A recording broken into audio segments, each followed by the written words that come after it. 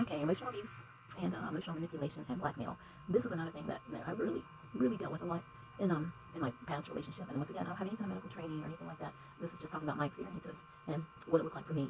And at the time, I didn't know what it was, but looking back on it now, I can recognize and point it out. So if somebody else is going through similar things or has a similar experience, maybe you can use it to compare and hopefully get yourself help. But emotional manipulation and blackmail. So these people will use fear, guilt, anger, silent treatment, anything they can to make you feel any kind of emotion to curb the situation the way that they want it to go.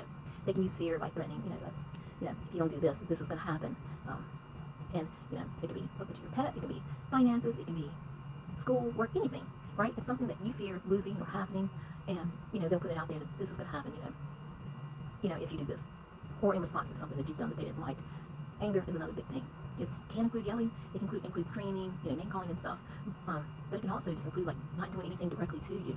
It can be like they're in the other room and they're mad. They've made it clear that they're mad at you or mad at somebody else around, and they're in the room and they're screaming, they're yelling, maybe they're throwing stuff. They might throw something close to you, around somebody or something that you love or value, and it's really just a way to kind of get into your head that that this is happening and it could actually happen to me or directly to something I love or something like that. And it's to kind of get you on edge and on guard and wary of what their behavior and actions are going to be if they don't get their way. And if you see this kind of thing long enough, it can kind of I don't want to say brainwash, but kind of get you in the mindset of like always like having to tiptoe around the person. Oh my God, like they don't want to get mad because it's like a mouse in a maze. If they hit that buzzer enough of times, depending on what it does, they'll get rewarded or maybe a little shock or tingle or something, and you get conditioned to have to try to behave a certain way to avoid this certain action.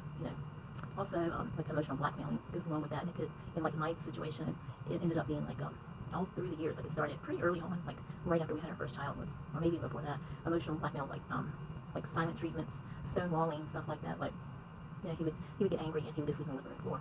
And I would be like, hey, come to bed. Don't get to bed angry. Let's try to, if we can't work it out, let's call the truce for the night basically. And we'll work it out in the morning when we're less tired. And and he would like go into the living room and not say a word for the rest of the evening, maybe for a day or two. And this like happened like all the time, and even to the point where like I would be asking him, what do you want for dinner? What do you want? Just anything. And he would just like be 3 feet from me and just not even answer, just going about like I wasn't even there.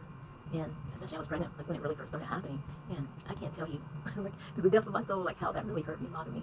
And that again, to avoid that happening from somebody that I cared so much about, I started like just like trying to do every single little thing that I could to avoid it. And I didn't know, that was just setting myself up for failure and heartache, and it really wasn't fixing anything. Let's see if there's some other things. Oh yeah, just being humiliated, like little things, that maybe you, I don't know, wear shoes in your house, right? Then there were shoes in their house, they grew up not wearing shoes in their house, but maybe you did, maybe it was just everything, and you wear shoes in your house, and oh my God, like, you're such a dirty person, how do you wear shoes in your house? And it's not like, just like an innocent, like, statement, it's just said to make you try to feel bad. Another thing might be like, oh my God, like, you don't clean your hairbrush, like every single time that you brush your hair, like that's disgusting, you just leave old hairbrush in your hair until the next time you brush your hair, just like, just constant, again, criticism of the way you do things. So these are just really a few things. It's by no means anywhere close to the way emotional abuse can take form. I just know these are some of the big things that I dealt with, over the years of being with the person, and then, later trying to co-parent. And I try to make these videos shorter, but they're not at all. So I apologize, and I'll try to speed them up a little bit when I upload them. And so once again, if you're going through this, or you know somebody who's going through this, try to help them, do some research, learn all you can about it, learn about the DV shelters that you have in your area, and try to make a plan to get out and get safe as soon as possible. Okay, thank you.